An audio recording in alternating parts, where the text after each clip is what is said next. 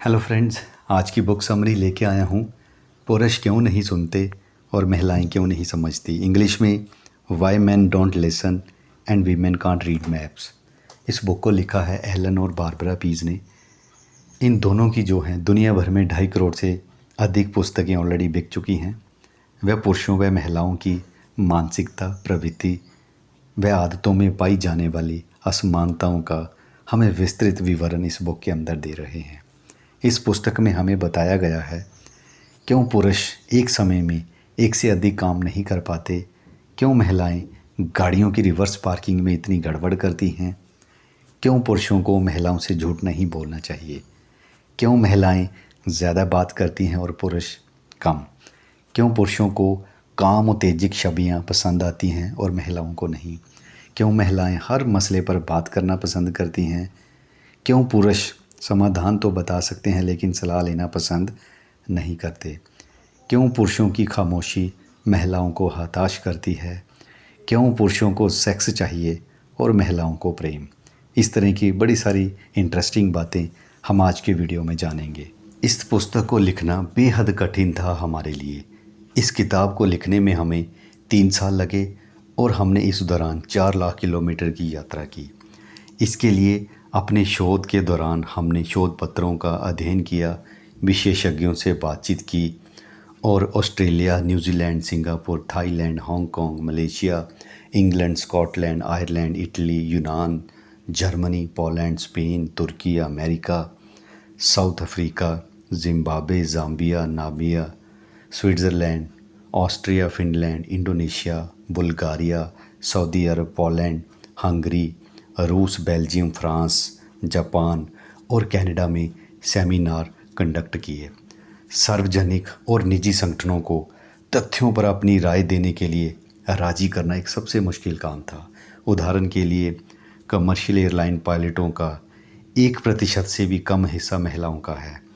जब हमने एयरलाइन अधिकारियों से इस बात पर चर्चा करने की कोशिश की तो कई अधिकारी अपनी राय देने के मामले में इस बात से भयभीत थे कि कहीं उन पर महिला विरोधी होने का आरोप ना लग जाए।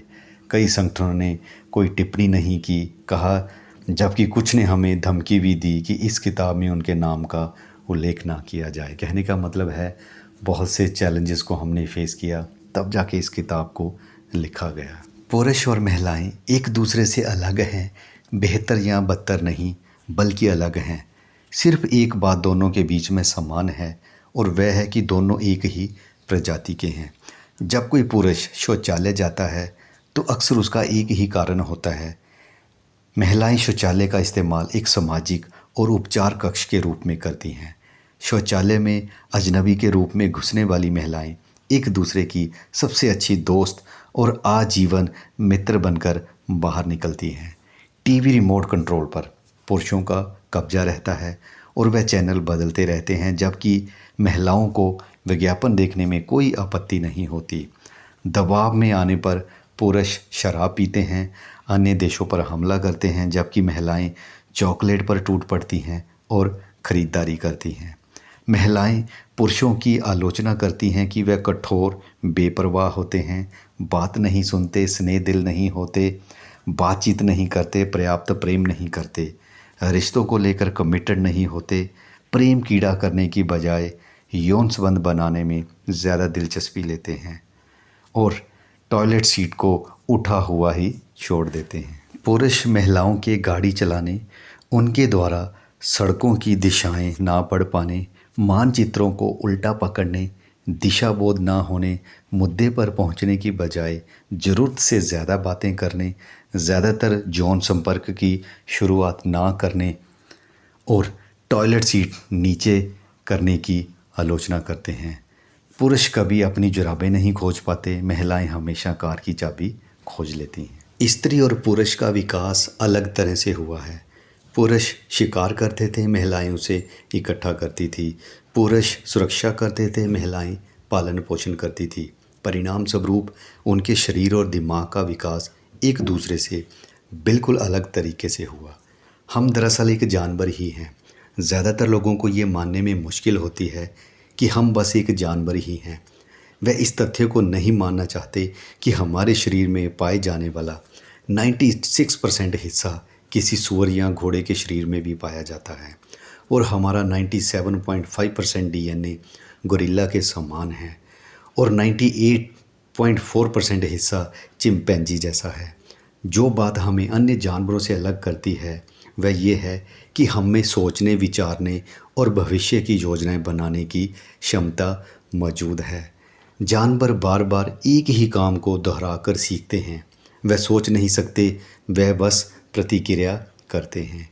हमें अपने माता पिता से जो भी व्यवहार विरासत में मिलते हैं, वह चाहे सकारात्मक हो या फिर नकारात्मक, वही हम अपने बच्चों को भी सौंपते हैं और सभी जानवरों में ऐसा ही होता है। संकेत पकड़ने वाली महिलाएं, किसी भी महिला को ये स्पष्ट तौर पर समझ आता है कि कब दूसरी महिला परेशान है या कब उसे तकलीफ़ पहुंचती है, जबकि पुरुष को ये बात तब समझ आती है जब उसे आंसू दिखाई दे, झल्लाहट दिखाई दे या फिर उसके चेहरे पर तमाचा पड़े। उससे पहले उसे परेशानी का कोई संकेत नहीं मिलता है। मेरी पत्नी मेरे कोट पर एक सुनहरा बाल 20 फीट की दूरी से देख लेती है, लेकिन कार पार्क करते हुए वह गैराज के दरवाजे पर टक्कर मार देती है। पेनसिल्वेनिया यूनिवर्सिटी के न्यूरोसाइकोलॉजिस्ट प्रोफेसर रूबेन गर ने ये दिखाने के लिए मस्तिष्क के स्कैन परीक्षण किए कि जब पुरुष आराम कर रहे होते हैं तो उनके दिमाग की इलेक्ट्रिकल गतिविधि कम से कम 70% तक रुक जाती है। महिलाओं के मस्तिष्क के स्कैन ने उसकी 90% गतिविधि को दिखाया, जिससे इस बात की पुष्टि हुई कि महिलाएं लगातार अपने परिवेश से जानकारी प्राप्त करती रहती हैं और उसका विश्लेषण करती रहती हैं। महिला अपने बच्चों के दोस्तों, उनके सपनों, उम्मीदों, रोमांस, छिपे हुए डर, उनकी सोच, वह कैसा महसूस करते हैं, ये सब जानती हैं और अक्सर उसे ये भी पता होता है कि बच्चे के दिमाग में क्या खिचड़ी पक रही है। पुरुषों को बस मोटे तौर पर यह जानकारी होती है कि कुछ नन्हे लोग उनके घर में रहते हैं। पुरुषों को रात को गाड़ी क्यों चलानी चाहिए? पुरुष की तुलना में महिला अंधेरे में बेहतर देख सकती है। पुरुष की आंखों में संकरे क्षेत्र की बजाय लंबी दूरी तक देखने की बेहतर दृष्टि होती है, जिसके कारण महिला की तुलना में वह रात को लंबी दूरी तक देख सकता है और इस प्रकार सुरक्षा की दृष्टि से ये बेहतर होता है। इसके साथ ही मस्तिष्क के दाएं हिस्से की स्थानिक क्षमता के कारण पुरुष सड़क पर आगे चलते व पीछे से आने वाले अन्य वाहनों को अलग से देख सकता है और उनकी गतिविधि की पहचान कर सकता है। महिलाएं ये पहचान नहीं कर पाती कि सड़क के किस ओर से ट्रैफिक आ रहा है। पुरुष की शिकारी दृष्टि ये काम अच्छी तरह कर सकती है। इसका मतलब है कि अगर आप लंबे समय तक कार में सफ़र करने वाले हैं तो बेहतर होगा कि महिला दिन में गाड़ी चलाए और पुरुष रात को। पुरुषों की तुलना में महिलाएं अंधेरे में ज़्यादा बारीकी से देख सकती हैं, लेकिन केवल छोटे व विस्तृत दायरे में। महिलाओं में छठी इंद्री क्यों होती है? कई शताब्दियों तक महिलाओं को अलौकिक शक्तियां होने के कारण जलाया जाता रहा। इनमें संबंधों के परिणाम, झूठ बोलने वालों को पहचानना, पशुओं से बात करना और सत्य का पता लगाना शामिल था। 1978 में हमने एक टेलीविज़न कार्यक्रम के लिए एक प्रयोग किया जिसमें बच्चों के शारीरिक संकेतों को पढ़ने की महिलाओं की क्षमता को प्रदर्शित किया गया था।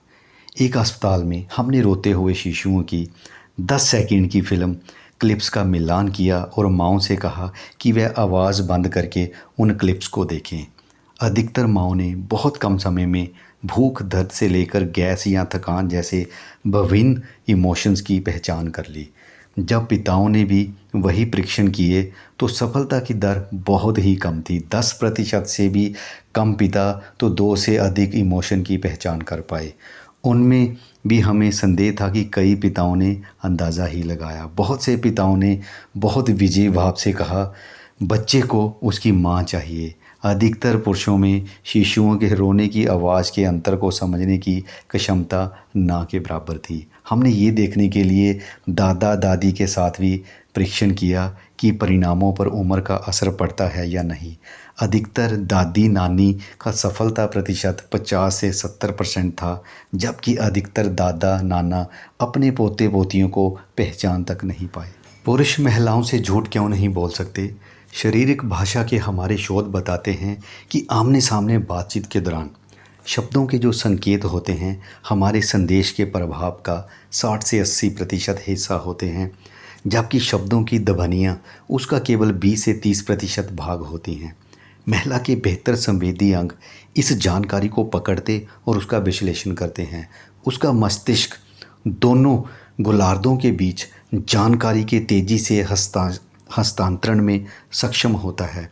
इसलिए वह शब्द, दृश्य संबंधी व अन्य संकेतों को जोड़ने और उनके अर्थ को समझने में अधिक कुशल होती हैं।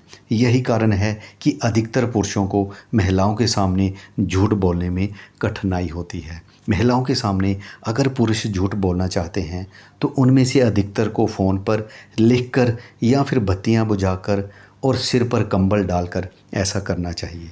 महिलाएं सुनने के मामले में भी बेहतर होती हैं। महिलाएं छिपे अर्थ को समझ लेती हैं। जब लड़के बात नहीं सुनते, लड़कों को अक्सर उनके अध्यापकों और माता पिता द्वारा बात ना सुनने के लिए डांट पड़ती है।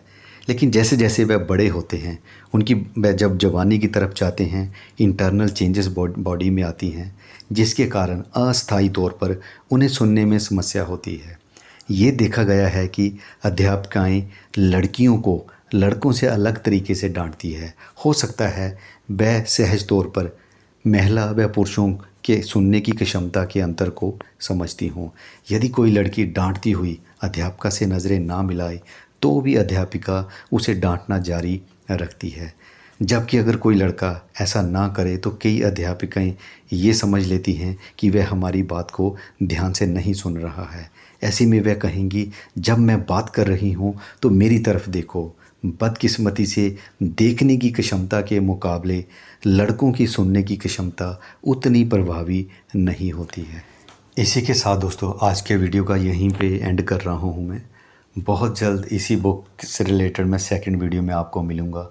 और भी जो हैं बड़ी सारी इंटरेस्टिंग बातें हैं जो मैं आपसे शेयर करूँगा। अगर वीडियो अच्छा लगा तो ज़रूर लाइक कीजिए, क्योंकि हर वीडियो के पीछे दोस्तों बहुत मेहनत होती है। हो सके दूसरों के साथ शेयर भी कर सकते हो। चैनल को ज़रूर सब्सक्राइब कीजिए। Thanks for watching.